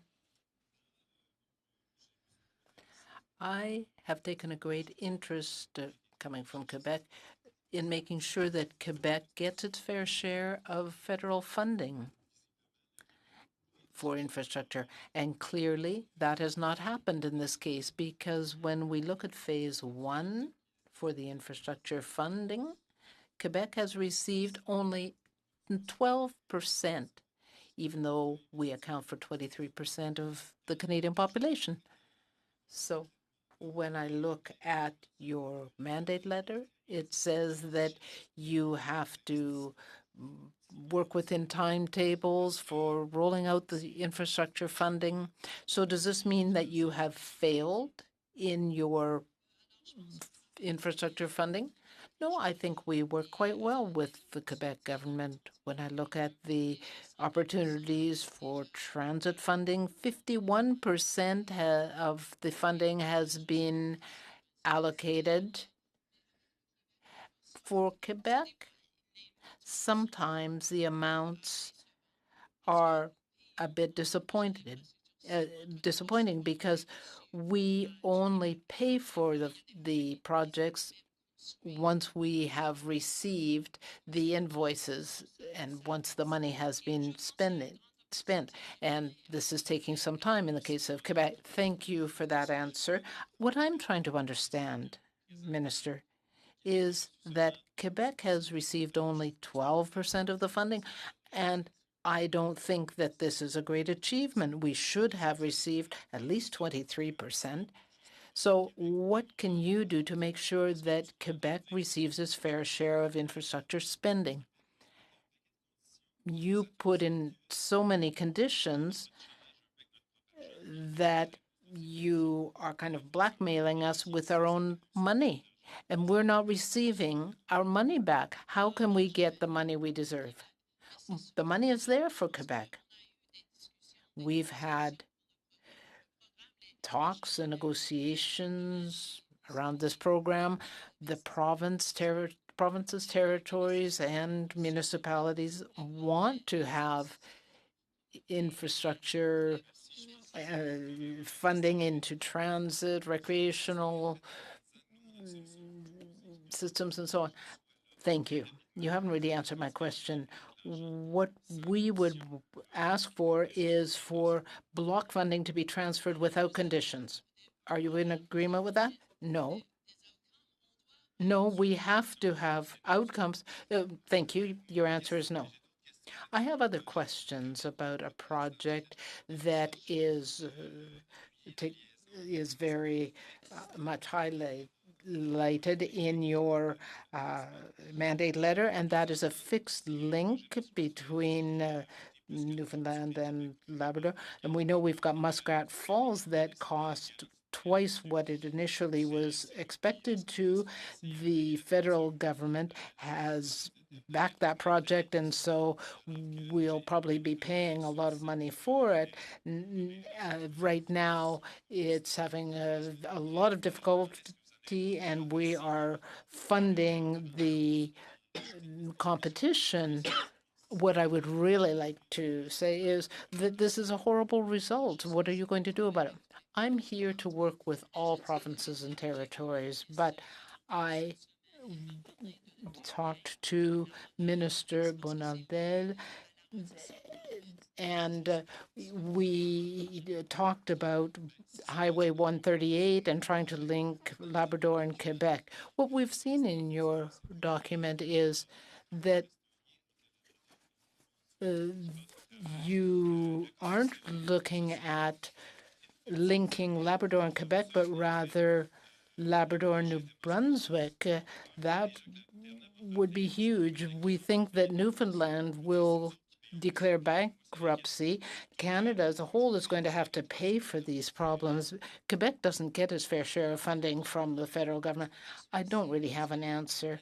I am here because Canadians want us to invest in infrastructure in Newfoundland and Quebec and across the country. We do better when we work together. When we invest, we create jobs and we grow the economy. We know that these investments make a huge difference. For example, the Champlain Bridge is very important to Quebec. There's a project that was supposed to cost $6 billion, and it's already at $13 billion, and that is being backed by the federal government. Why don't we look more closely at the financial outcomes, because Quebec is going to pay the bills for that? I certainly am very careful with taxpayers' money. This is why we have careful reporting. This is why we want to have the Auditor General do an audit of our program. This will help us manage infrastructure funding to grow our economy and create jobs. Basically, is this kind of funding not just political? Mr. Duval, your time is up. Mr. Chair, and thank you, Minister, for being with us today. An important part of your mandate is the funding of public transit projects, and as we all know, there are important transit priorities in communities across the country, things like LRT in Hamilton, Vancouver's Broadway and Langley SkyTrain expansions, extensions to the Blue and Orange lines in Montreal, and it's really positive to see that your government has committed funding to some of these projects. We're hopeful that more funding will be available for Hamilton and for the second stage of Vancouver's Broadway extension to UBC. But we've also heard concern about how federal funding is getting spent. And with regards to the LRT here in Ottawa, the federal government has provided $762 million towards Stage 1 and over $1 billion towards Stage 2. We saw multiple delays during construction, and since it's opened, users have suffered constant delays, missing trains and replacement buses. There's real concerns about how public-private partnerships are being used to build and manage transit systems like Ottawa's LRT. Are you concerned that handing over control to private corporations denies the accountability for service that transit users here in Ottawa deserve and expect? Well, I mean, I know it's been hard for folks in Ottawa. I live here in Ottawa, and I see the impacts. I mean, I think, look, at any project has to deliver on what it's supposed to deliver on, whether it's a private public partnership or fully funded by levels of government. And I think that's something that does concern me, and making sure that all levels of government are accountable for taxpayer dollars is extremely important. Having said that, I mean, when you look at the infrastructure needs across the country, they're huge. That we have, I mean, we talked about one stream, disaster mitigation, 10 times the interest, but that's across the board. The public transit projects that I'm getting proposed in your province are extremely significant. I think we do need to look at opportunities to work with the private sector, but of course being mindful of outcomes and making sure that when projects are built, they deliver what was expected. Also that they are Minister, done in a timely way, and they are mindful of taxpayer dollars. Minister, when it comes to Stage 2 of the LRT here in Ottawa and the $1 billion commitment that the federal government's made, are you concerned by reports that the technical submission associated with the winning bid made by SNC-Lavalin was seriously flawed?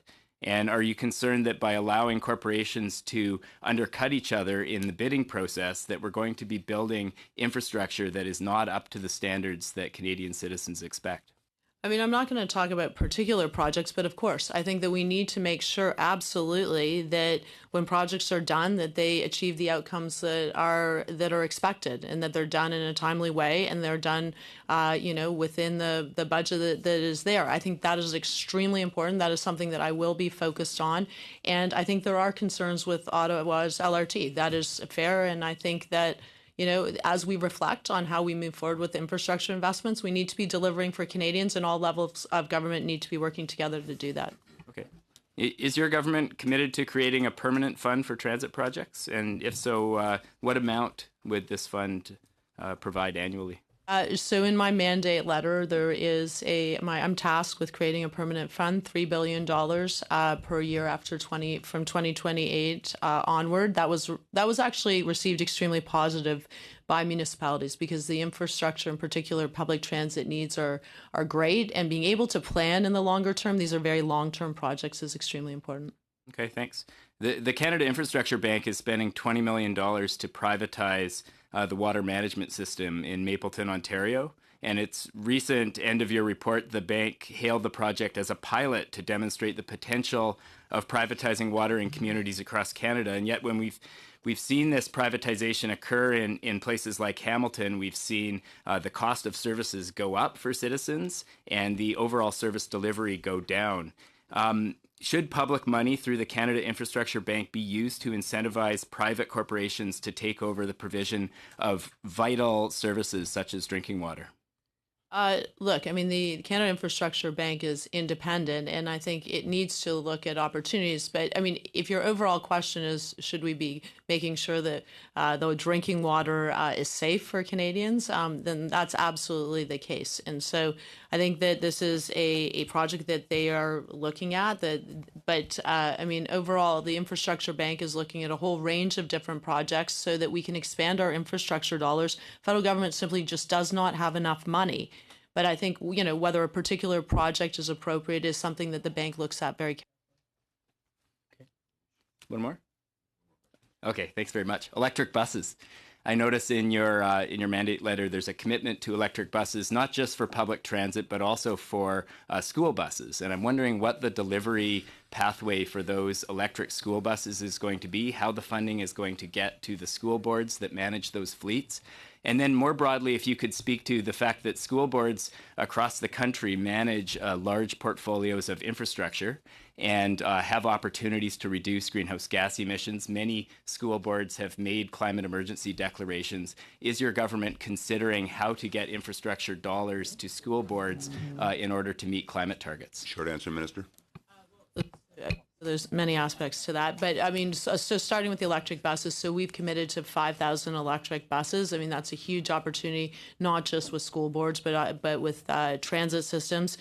We are looking at how we'll do that. I mean, I'm looking first of all for the budget. So the budget will be an important milestone, but I've heard across the board the real opportunity, and you're absolutely right. Kids expect us to be taking action. School boards, many of them have declared climate emergencies, so have cities. So actually, as a reminder to everyone, so did Parliament here. And so I think we need to be looking across the board about how we support everyone to take action to reduce emissions, whether it's in the transportation sector or the built environment. Thank you, Minister. Thank you, Mr. Bachrach. Mr. Davidson. Thank you, Chair. Thank you, Minister. I can't believe you didn't mention my riding in your opening. It's you know what? I'm ready to do that. Probably it's $7 million. I've got it here. To the south, Newmarket Aurora, $60 million, and Markham Stouffville, $72. Anyways, last week in the House of Commons, you announced in your new role as Minister of Infrastructure that just one single stormwater management project had been funded for Lake Simcoe area through Infrastructure Canada's Green Fund as part of your mandate. Now, in comparison, the $60 million Lake Simcoe Cleanup Fund that you yourself canceled as Environment Minister supported over 200 community-based projects, including more than 110 stormwater retrofits and the creation of the Stormwater Management Master Plan. Now, in the last 3 years, there's been records number of phosphorus levels have increased in the lake, and it's threatening its health. These small and individual federal investments are not enough, including this most recent Green Fund project.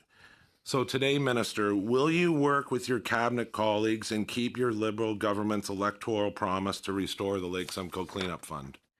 Well, it's hard to talk about particular funds, although I will just say, so I've got for Ontario, the Green Infrastructure Stream, which I am responsible for, it's 100% unallocated for Ontario. So you could work with the province of Ontario to submit a project if it's relevant to that stream. Will you support the Lake Simcoe Cleanup Fund that your government mandated? I'm in happy. return of I'm that? happy to chat with you to see what fund it might be suitable to apply under. Environment and infrastructure go together. Now, as well, today, you said that you have made progress on eliminating long-term boil water advisories on First Nation reserves.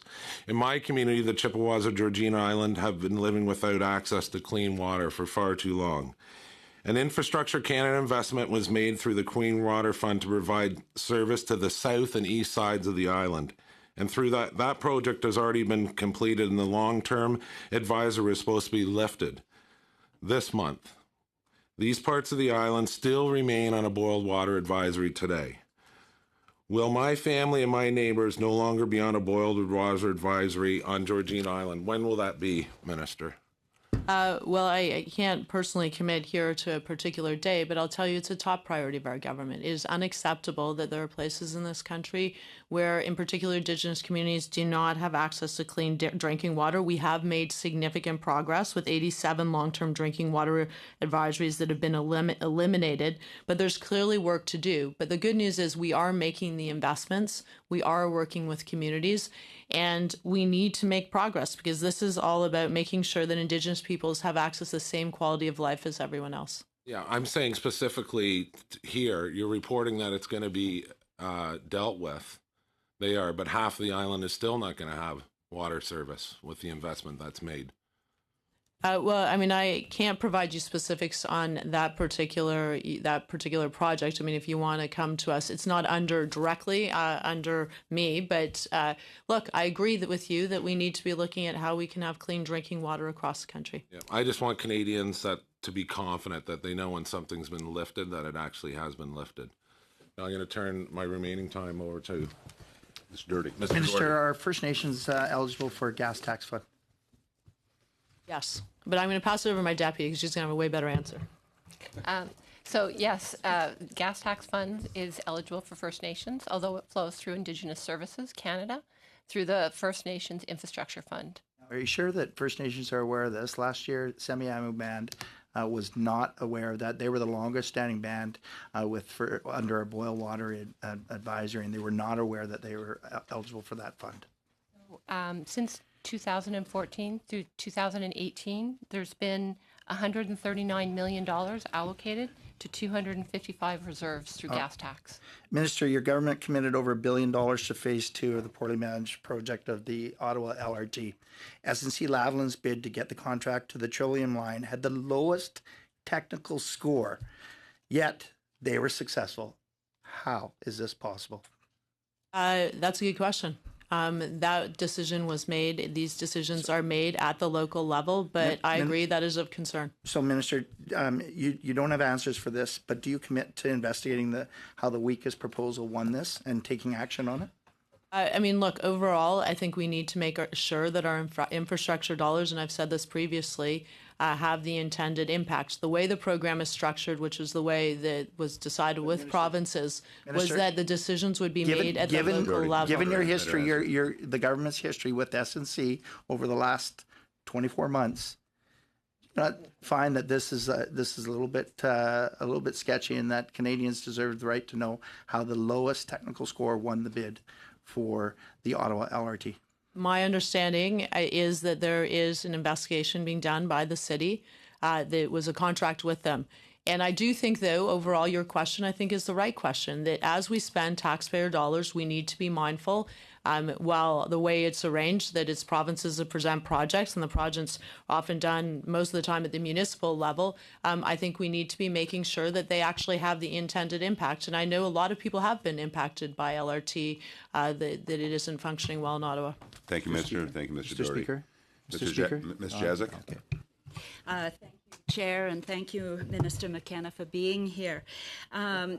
Obviously, in your previous portfolio as Minister of the Environment and Climate Change, you bring a certain expertise to what we read in your mandate letter. And there was one particular item in your mandate letter that I'd like you to elaborate on.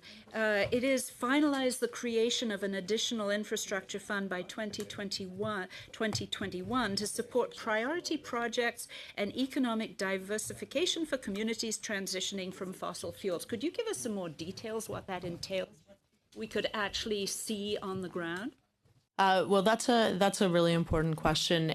We are still in the process of getting the details and developing that fund. But in my previous portfolio, where we announced that we were phasing out coal by 2030, we had a just transition task force. This was the first, I think, potentially in the world where we had a task force that went to communities, including in Saskatchewan, and listened to people, where they talked about in those communities who were hundreds would come out, maybe 600 people in the community to talk about the impacts of the coal phase out and what that would mean for their communities. And they talked about what investments they would like to see so that they could transition, so there could be other opportunities not only for workers but also for communities. I think this is incredibly important, and this is something that we are going to be working very closely with provinces, with communities, with business, with labor, because I think it is an opportunity to support communities, to transition to a cleaner future, and make sure that everyone is part of it. Everyone has to be part of it. People deserve good jobs, but we also need to make sure that we're doing our part to take action, including on climate change.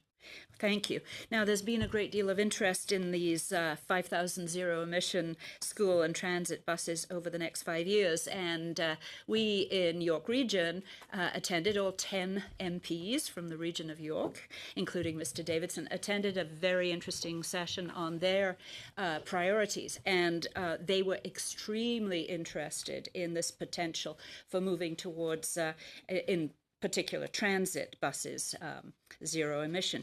And so you talked a little bit about the process. I'm optimistic Mr. Davidson will be conferring with his provincial counterpart, who happens to be Minister of Transportation, Caroline Mulrooney, on her hopeful enthusiasm on this particular project. But could you just explain a little bit, because the region of York is ready to put their application in, what exactly is the process, and when will applications be able to be made so that municipalities can start in on this project?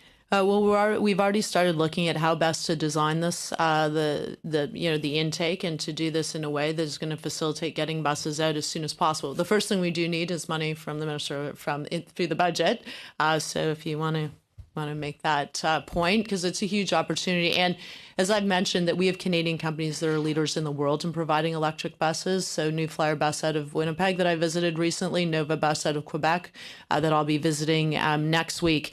But I think that the good thing about buses, I've learned a lot about buses. I mean, people procure, communities, cities, procure on an annual basis. So you can actually get a list from them about the number of buses they would be able to procure.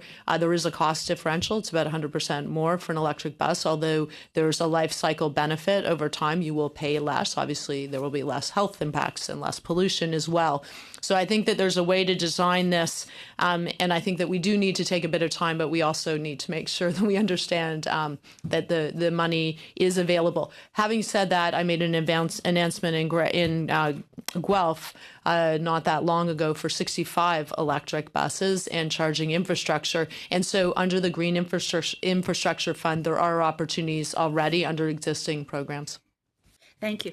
And then my other enthusiasm relates to rural economic development, because my riding does have a very large rural area as well. And I noticed in the supplementary estimates B that there is an addition for some $3 million to support the rural economic development portfolio. And I'm just wondering if you could elaborate on what those funds will be used for. Sure, well, this Minister. is for Minister Monsef, but this is to set up a new secretariat to do exactly that. But my deputy maybe wants to say something more. Certainly. With the creation of a Minister for Rural Economic Development, it is housed in Infrastructure Canada. We've got some temporary funding to set up the secretariat for 2 years to support that and looking at the ongoing management of how we support rural investment over time. So Thank you, Ms. Jazyk. Thank you, Ms. Gillick. Mr. Berthold. Merci beaucoup, Monsieur. Thank you very much, Mr. Chairman. Mr. Chairman, I would just, before I have my last question, want to say that I want to have put forward a motion or I have already introduced, in fact, to have the minister to come on March 12th, pursuant to Standing Order 108-1, and the meeting would take place on Thursday, March the 12th. This meeting's docket, as it is now being presented to the committee, so it's not permissible to be dealt with today because this is not according to the business that we're dealing with today. Étant donné, Monsieur le Président, if I can finish, Mr. Berthold, nor is it has it been given to the committee 48 hours in advance, so we can deal with this at the next meeting. Go ahead. So, Monsieur le Président, je vais juste. Well, Mr. Chairman, I understand that you are refusing, though we had an agreement that I would introduce it yesterday, but you refused that possibility. So I think that our agreements don't seem to have very much weight. So thank you very much for that. Now, Minister, what I was getting at earlier is that this is a huge amount of money, $188 billion, but the provinces aren't necessarily up to speed with this. We haven't seen the money in the provinces because the provinces haven't been able to jump on board quickly enough. So it seems to me that this has been a little bit thrown together. Can you indicate how much the provinces have decreased their investments and then the federal government has stepped in?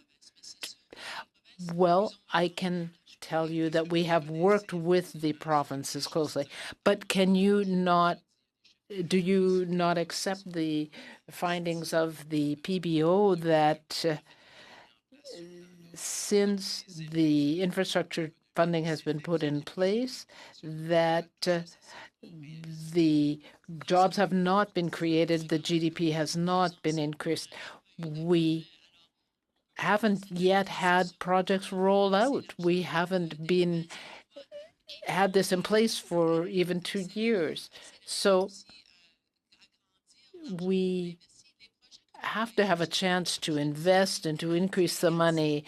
We've got a lot of projects that could get underway in Quebec, including LRT and Gatineau. We do need to work together with all three levels of government. But Minister, when you made your introductory remarks, you said that you wanted to create slight deficits of $10 billion so that you could create jobs by direct investment. And that didn't happen. And this is why we asked the Auditor General to tell us what didn't work during the first 2 years. Why did the money not get out into the field? The Auditor General of Canada today has asked for more money at public account to be able to do the work. We're talking about $186 billion. Will you be supporting that in cabinet so that the Auditor General can do all the work that needs to be done? Yes, of course. I want us to be accountable for what we're doing. My deputy minister just made a very good point to me. We have created 67,000 jobs, 77,000 jobs since 2015 through infrastructure funding.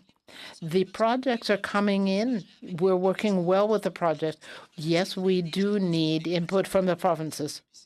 But this is why I'm raising the issue, because the message is clear. How can we trust that this will actually happen over the next few years, since over the first 3 or 4 years, the government hasn't delivered the good? There have been wonderful promises in all sorts of places across the country, but the results aren't there, Minister. So in the future, will this happen? Do you really have a plan? When I look at your mandate letter, there are so many aspects to it.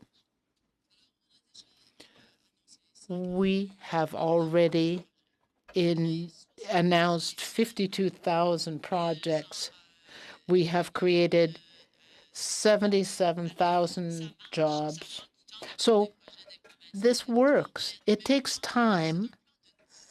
This is a 10-year plan. We are already seeing impacts, and we will see more. We have to work with the provinces and the municipalities to get projects rolling out.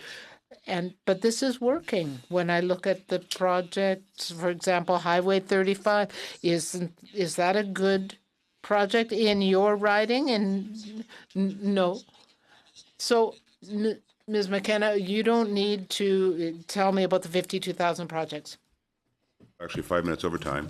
So, Mr. McKenna, I want to thank you for being here, you and your team. Ms. Gillis, thank you for being here. Thank you for answering the questions of the committee. It was very informative for all of us, members of the committee. Great job today. I now adjourn. Thank you. Always a pleasure. Good luck getting home. Bonne chance. Thanks.